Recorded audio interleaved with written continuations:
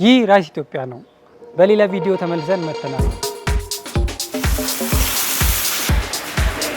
እነዚህ መኪኖች እኛ ነን የሰራናቸው። እነዚህ ኦልድ መኪኖች አሁን ቤተ መንግስት ላይ ለጎብኚዎች ወይም ለቱር ሬዲ ሆነዋል።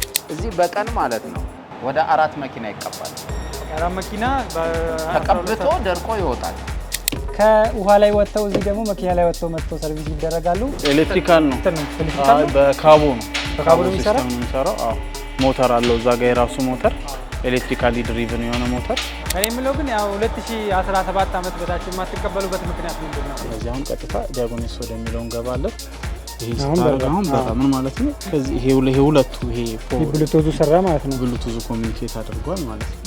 ጆኒ አውቶ ከተማችን ላይ ያሉ የተባሉ ውድ መኪኖች፣ ኤክስፔንሲቭ መኪኖች እንደዚሁም ደግሞ ኤሌክትሪካል መኪኖች የሚሰሩበት ቦታ ነው። ይሄ ማሽን የቀለም ሚክሰር ነው። የራሱ ታይመር አለው። በራሱ ሚክስ አድርጎ ይዘጋል። ባርገን ነው አሁን እየበየደ ያለው። ይሄ እቃችን ራሱ ማቴሪያላችን ማለት ነው ብራንድ ነው። እኛ ጋር አሁን የኛ ድርጅት ኤሌክትሪክ መኪኖችንም ሜንቴን ያደርጋል።